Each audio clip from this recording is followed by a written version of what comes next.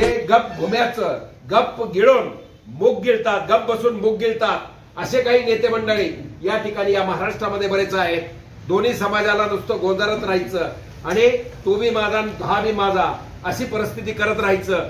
या ठिकाणी कुठंतरी आवाज त्यांनी उठला पाहिजे. आपण पाहिलेला आहे लोकसभेला या ठिकाणी ज्या वेळेला जरांगे पाटलांचं आंदोलन चाललं होतं, जरांगे पाटलांनी सांगितलं कुणाला काय करा, काय करायचं ते करा, परंतु त्यांच्या मतावरती, मराठ्यांच्या मतावरती 32 खासदार या ठिकाणी निवडून मराठा समाजात सुद्धा आले, इतर हे जे आले आणि असे खासदार निवडून आल्यानंतर आपण जवळच कोणाचं नाव मी घेणार नाही, परंतु आपण पाहिलेलं आहे की त्यांनी पुन्हा मराठा बांधवाची त्या ठिकाणी भूमिका किंवा त्यांचा पाठिंबा देण्याची, त्यांना सपोर्ट करण्याची भूमिका घेतली नाही आणि निवडून आल्यानंतर या ठिकाणी शब्द असे वापरले की त्या ठिकाणी कोटा वाढवावा लागेल, सेंट्रल गव्हर्नमेंटने कायदा करावा लागेल म्हणून काही खासदाराच्या प्रतिमेला जोडे मारो आंदोलन आपल्या शेजारीच कुठेतरी झाल्याचं मी त्यावेळेला पाहिलेलं आहे. म्हणजे एकदा बाण निघून गेल्यानंतर तुम्ही काय करणार? तुम्ही पुन्हा आता 4.5 वर्ष त्या खासदाराला विचारू शकत नाही.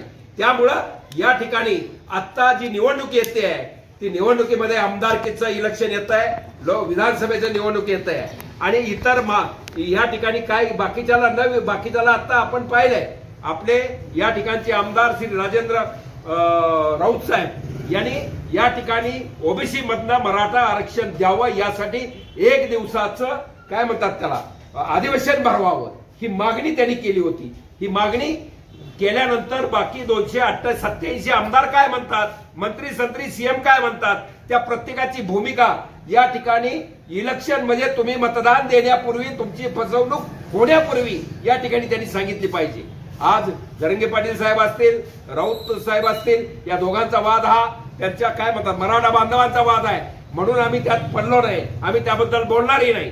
परंतु या ठिकाणी जी भूमिका एक आमदार म्हणून त्यांनी आवाज उठवला, त्यांची बाजू घेत नाही, त्यांचं मनगट मला धरायचं आहे, मी उमेदवार त्यांच्या पुढे समोर आमदार केला असणार आहे, हा विषय वेगळा आहे. पण जे काम चांगलं केलेलं आहे, चांगलं म्हणण्यापेक्षा त्याला वाचा फोडण्याचं काम ज्यांनी केलं ते वाचा फोडण्याचं काम बार्शीच्या सुपुत्रांनी या ठिकाणी केलेलं आहे. आणि त्याच दृष्टिकोनातनं मग बार्शीमध्ये इतर नेते नाही आहेत का, बार्शीमध्ये इतर पक्ष नाहीत का, बार्शीमध्ये इतर आमदारकीला उभा राहणार कोणी नाही आहे का, त्यांच्या तोंडाला काय झालेलं आहे, त्यांना काही बोलता येत नाही आहे का, त्यांना काय भूमिका मांडता येत नाही का मांडत नाहीत.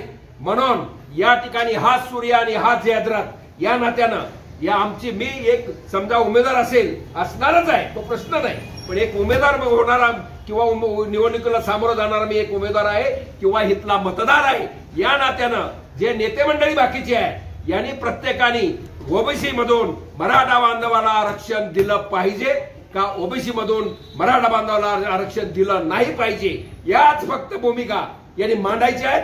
येत्या 29 तारखेला जुना गांधी पुतळा चौक या ठिकाणी स्टेज मारून जाहीर सभेमध्ये जनतेला सांगायचं त्यांनी की आम्ही काय करणार आहोत, आमची भूमिका काय. त्यांनी जर तिथं आले नाही तर त्या मराठा बांधवांनी ओबीसी दोघांनी समजायचं की हा स्वार्थी आहे आणि हा स्वार्थापोटी या ठिकाणी समोर येत नाही, त्याचा भुरका फाटला जात नाही आणि तो चिडीचोप काय म्हणतात मूग गिळतोय. तर त्या दृष्टिकोनातनं मतदान आम्हाला त्या ठिकाणी करता येईल अशी आमची भूमिका आहे. मग ते कुणी असतील, आजी असतील, माजी असतील, होणारे असतील, नगरसेवक असतील, त्यांनी त्या ठिकाणी यावं आणि त्यांनी आपल्या मराठा बांधवांनी ओबीसी यांच्याबद्दलची आपली जी भूमिका आहे ती भूमिका त्या ठिकाणी स्पष्ट करावी. जो कुठला नेता मध्ये आमदारकीला उभा राहणार आहे किंवा राहील आणि जर तो या 29 तारखेच्या हा सूर्य हा जयद्रथ या सभेला किंवा या स्टेजवरती येणार नाही, आपली मराठा बांधवाबद्दल ओबीसी बद्दलची भूमिका स्पष्ट करणार नाही आणि त्याला मग बांधवांनी काय शिकवायचं, मराठा बांधवांनी किंवा ओबीसीने काय शिकवायचं हा प्रश्न या बांधवांचा आहे. त्या पद्धतीने या ठिकाणी करावं म्हणून खरं या ठिकाणी पत्रकार परिषद मी आयोजित मेन ह्यानं केलेले आहे की आपले जे बाकी चूज काय गप्प बसलेले नेते मंडळी आहे, कुणी आवाज उठवायला मागत नाही, त्यालाही गोंजारताय, ह्यालाही गोंजारताय, त्यालाही गुदगुल्या करताय, ह्यालाही गुदगुल्या करताय.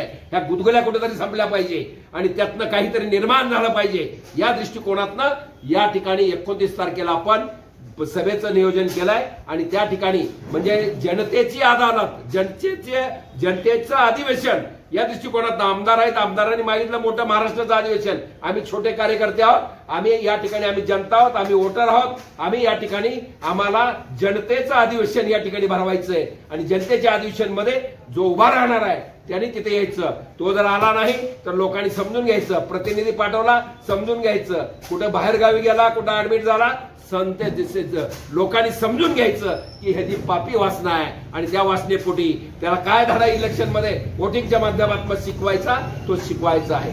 या दृष्टिकोनातनं या ठिकाणी आजची पत्रकार परिषद भरवलेली आहे. आज